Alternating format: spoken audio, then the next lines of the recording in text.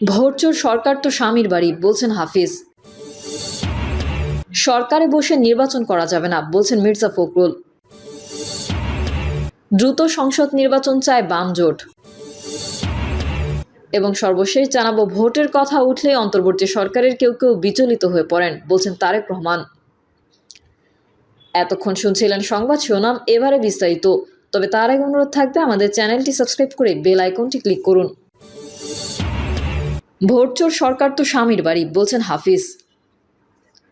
ভোটচোর সরকার তো স্বামীর বাড়ি গেছে বলে মন্তব্য করেছেন বিএনপির জাতীয় স্থায়ী কমিটির সদস্য ও সাবেক পানি সম্পদ মন্ত্রী মেজর হাফিজ উদ্দিন বীর বিক্রম। মঙ্গলবার তিস্তা মহাপরিকল্পনা দ্রুত বাস্তবায়নের দাবিতে বিএনপির ঘোষিত ৪৮ ঘণ্টার আন্দোলনের শেষ দিনে সমাবেশে বিশেষ অতিথির বক্তব্যে তিনি এসব কথা বলেন। হাফিজ উদ্দিন বলেন, তিস্তা নদীর যথাযথ ব্যবস্থাপনা না থাকায় কৃষকরা পানির জন্য হাহাকার করছে। নদী ভাঙনে হাজারো পরিবার নিঃস্ব হচ্ছে। অবিলম্বে তিস্তা মহাপরিকল্পনা বাস্তবায়ন করা হোক, এটা এখন দলমত নির্বিশেষে সবার প্রাণের চাওয়া হয়ে উঠেছে। তিনি আরও বলেন, শুষ্ক মৌসুমে তিস্তার পানি না থাকলেও বিএনপির এই লাগাতার ৪৮ ঘণ্টার কর্মসূচির ফলেই ভারত সরকার পানি দিতে বাধ্য হয়েছে। আগামীতে আপনাদের সঙ্গে নিয়ে তিস্তার ন্যায্য হিস্যা আদায় করা হবে। ক্ষোভ প্রকাশ করে হাফিজ বলেন, আমরা ম্যান করা তত্ত্বাবধায়ক সরকার নই, আমরা ভোটচোর সরকার তো স্বামীর বাড়ি গিয়েছে। আগামীতে আপনাদের দোয়ায় বিএনপি সরকার ক্ষমতায় আসলে মহাপরিকল্পনা বাস্তবায়ন হবে। অনুষ্ঠানে অংশ নেওয়া কৃষকরা ক্ষোভ প্রকাশ করে বলেন, আমাদের ফসল চাষের জন্য তিস্তার পর্যাপ্ত পানি নেই। শুষ্ক মৌসুমে নদীতে পানির অভাবে কৃষিকাজ ব্যাহত হচ্ছে, আর বর্ষার বন্যার কবলে পড়ে জমি বাড়িঘর নষ্ট হয়ে যাচ্ছে।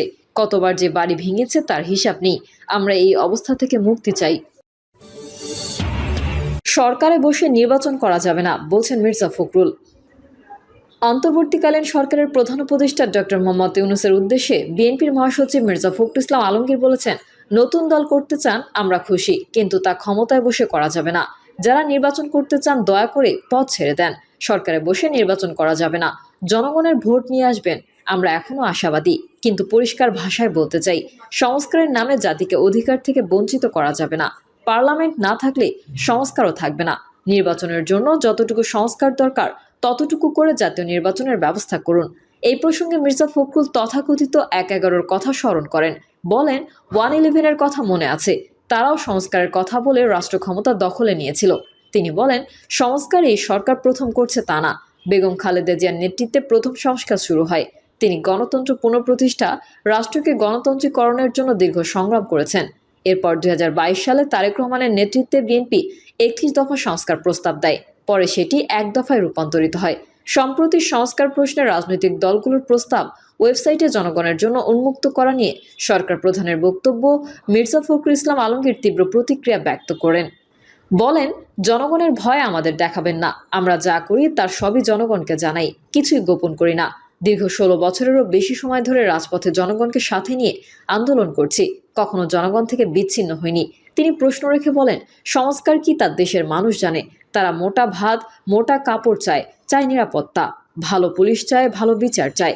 সেদিকে সরকারের খেয়াল নেই। তাদের খেয়াল কিভাবে টিকিয়ে রাখবে সেদিকে। দ্রুত সংসদ নির্বাচন চায় বাম জোট। দ্রুত জাতীয় সংসদ নির্বাচনের তারিখ ঘোষণার আহ্বান জানিয়েছে বাম গণতান্ত্রিক জোট। প্রধান নির্বাচন কমিশনার সহ নির্বাচন কমিশনের সঙ্গে বৈঠকে বাম জোটের পক্ষ থেকে এই কথা বলা হয়েছে। বাম জোট নেতৃবৃন্দ বলেছেন, আমরা আশা করব দ্রুততম সময়ে জাতীয় সংসদ নির্বাচনের সুনির্দিষ্ট তারিখ সহ নির্বাচনের তফসিল ঘোষণা করে জনগণের সংশয় নির্বাচন কমিশন দূর করবে এবং গণতন্ত্র প্রতিষ্ঠার পথে আমাদের যাত্রা ইতিবাচক ধারায় অগ্রসর হতে থাকবে। বৈঠক শেষে সাংবাদিকদের সিপিবি সাধারণ সম্পাদক রুইন হোসেন প্রিন্স বলেন, বৈঠকে দ্রুত জাতীয় সংসদ নির্বাচনের তারিখ ঘোষণা করতে নির্বাচন কমিশনকে উদ্যোগী ভূমিকা নেওয়ার আহ্বান জানানো হয়েছে। তিনি বলেন, দেশের মানুষ স্বস্তি চেয়েছিল, মর্যাদা চেয়েছিল, ভয়মুক্ত পরিবেশ চেয়েছিল। অন্তর্বর্তীকালীন সরকারের ৬ মাসে মানুষ সেই পরিবেশ পায়নি। এখন সুষ্ঠু ও গ্রহণযোগ্য নির্বাচনের জন্য যা যা সংস্কার করা দরকার তাই করে নির্বাচন সম্পন্ন এবং নির্বাচিত প্রতিনিধিদের হাতে ক্ষমতা হস্তান্তর করাই প্রধান কাজ। তিনি আরও বলেন, আমরা আশা করব সরকার এই কাজটি সফলভাবে সম্পন্ন করার দিকে এগোবে। এই কাজে কোনো অজুহাত তৈরি করে টালবাহানা করা হলে তা দেশকে নতুন সংকটের দিকে নিয়ে যেতে পারে। বাম জোটের পক্ষ থেকে সিইসি বারবার লেখা প্রস্তাবে বলা হয়, নির্বাচনে সবার সমান সুযোগের অধিকারের কথাটি সবাই বললেও নির্বাচনকে টাকার খেলা, পেশি শক্তি, ভয়ভীতি, সাম্প্রদায়িক প্রচার প্রচারণা, আঞ্চলিকতা ও প্রশাসনিক কারসাজে মুক্ত না করতে পারলে সমসুযোগ সৃষ্টি করা যাবে না।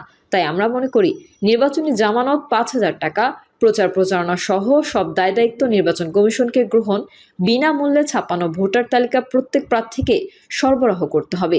এতে আরও বলা হয়, নির্বাচনে স্বতন্ত্র প্রার্থী হওয়ার জন্য ১% ভোটারের স্বাক্ষর সহ কোনো শর্ত আরোপ করা উচিত নয়। একইভাবে সংগঠন তৈরি করা সব নাগরিকের একটি সাংবিধানিক অধিকার। নিবন্ধনের শর্ত এই অধিকার কেড়ে নেয়। এই নিবন্ধন প্রথা বাতিল করা উচিত। আর রাজনৈতিক দলের নিবন্ধনের ব্যবস্থা রাখলে তা সহজতর ও শর্তহীন করতে হবে। প্রস্তাবে বলা হয়, নিজের পছন্দমতো প্রার্থীকে ভোট প্রদানে বাধা প্রদান আইন করে বন্ধ করতে হবে। না ভোট ও প্রার্থী প্রত্যাহারের বিধান করতে হবে।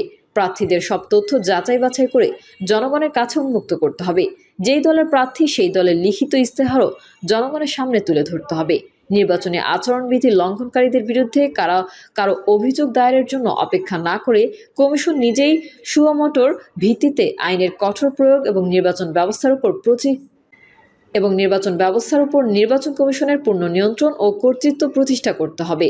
স্থানীয় সরকারকে শক্তিশালী ও জাতীয় সংসদ নির্বাচনে সংখ্যানুপাতিক পদ্ধতি প্রবর্তন করতে হবে।